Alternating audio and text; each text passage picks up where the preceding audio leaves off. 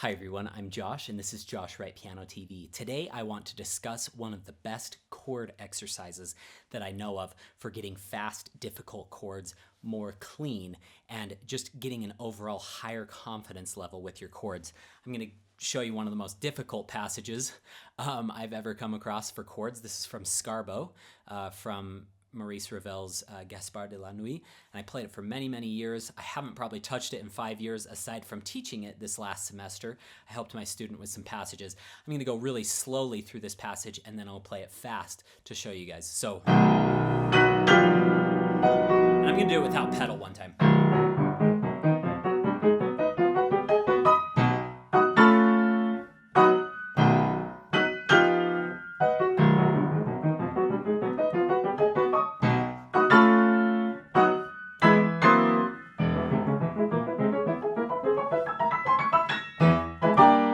Sorry, I missed that top note there.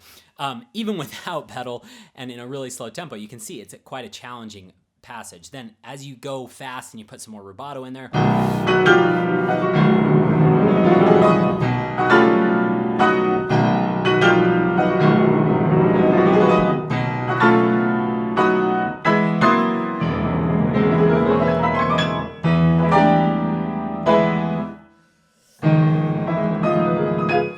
and there were some missed notes in there. I'll be the first to admit that. But how do we even get it kind of close to that speed? And I remember slaving over, or this one's even harder at the end. Those can be very, very challenging. This is known as one of the hardest pieces in the piano repertoire. And one of the things that I would highly suggest doing that I've noticed a lot of results in my own practicing and with teaching students is chord combinations. And this is one of my favorite ways to practice. So this is,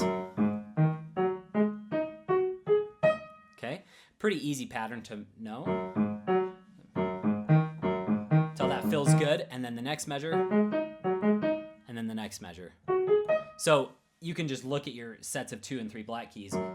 You'll just practice the first 2 notes of the 3 black keys and then the top one of the 2 black keys. So, and what I'm thinking of is getting that thumb really loose. And even that can even be difficult, okay? Then I would play all the middles of each of these chords. So, and I noticed I was using 5-2-1, 5-3-1, 5-3-1. So I'm going to go 2, 3, 3, 2. Sorry, I messed that up. 2, 3, 3.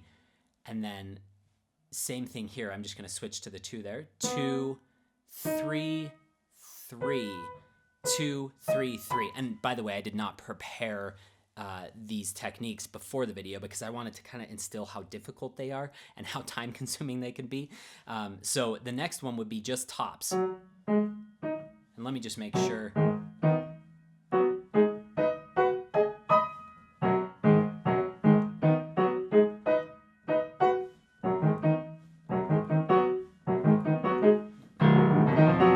I might use a 4-2-1 there, but if it's uncomfortable, use the 5-3-1 that I mentioned before. So 5-2-1, 5-3-1, 5-3-1, 5-2-1, 5-3-1, 5-3-1, 5-2-1, 5-3-1, 5-3-1. So do 5-5-5, 5-5-5-5-5-5. Now if you can do that,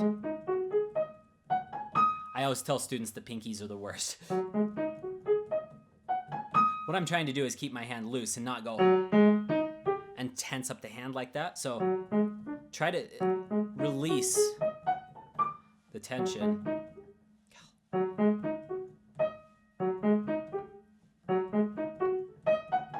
I did a lot of this for La Campanella. Try doing just pinkies. It's a pain in the butt. It's so hard, okay? Now, once you've done all of those, start to do different combinations of the chords. So don't just jump back into your full chord now that you've done single notes. Take just the bottom 2. And I would do each of these until you can get them in tempo. So let's see. And if it's not working, maybe work backwards. So I'll take the last measure till that feels good. And then I do, it's a brain teaser, I'm telling you. So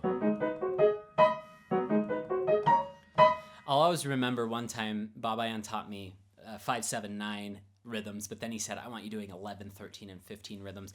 And he said, what a shame it would be if you didn't have the integrity to go through and do 11 and 13 and 15 rhythms. And that just like cuts you right to the core. And he is like the most loving person I know, but he would say things that would really pierce you to motivate you to, and he wasn't just doing it to be mean and just to motivate you, but to actually instill in you how much you should actually care for your music. Most people watching this right now won't have the integrity to go do this on a chordal passage that they're struggling with because it takes freaking forever and it's so frustrating. But do it. I promise you, it helps. Okay, once that's good.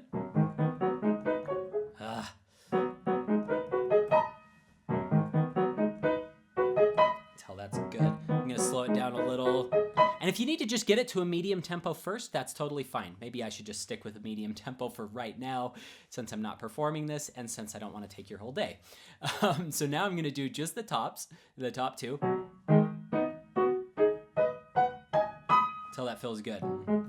And maybe just that much till that feels really good. Because that, again, the top of the hand feels a little more fragile than the bottom of the hand, not because I'm not used to voicing the top, which you should be used to voicing those tops.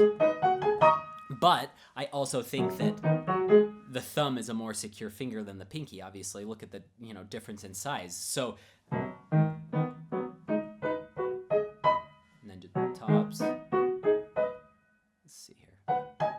I would keep working that until that felt good. Then I'll just do the octaves. And the octaves feel like a breath of fresh air after that. And then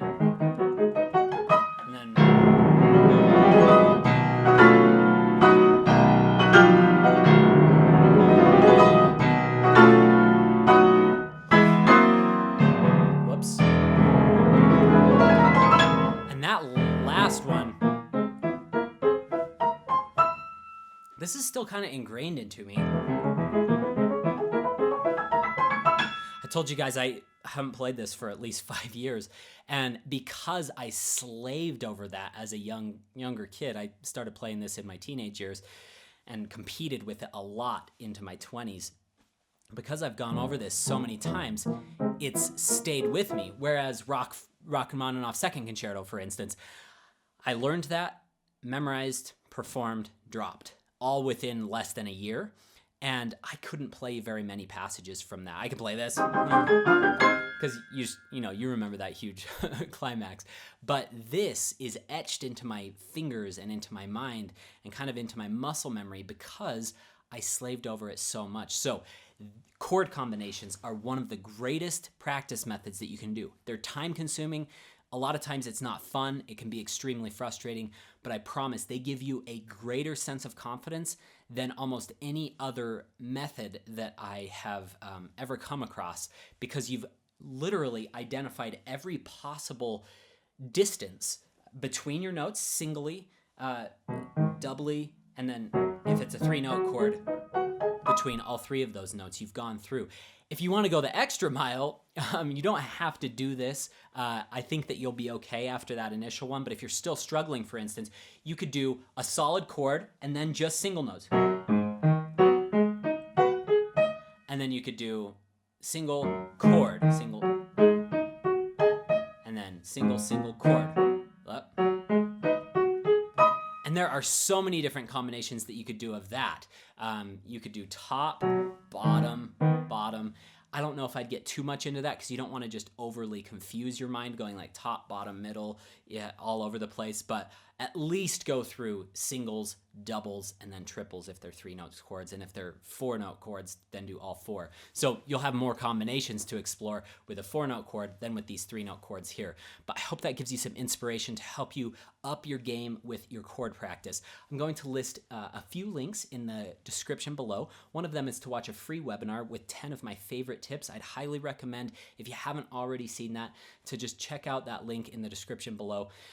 The other 2 are for a couple of my paid courses if you're ready to take your playing to that next level and would like some extra help with some of the most popular repertoire pieces and exercises in the piano repertoire. And I'll also link something to all my gear. If you wanted to check out any of the gear that I'm using to film these videos or to record myself, I'll leave a link in the description below as well. I wish all of you the best for another great week of practice. See you next week.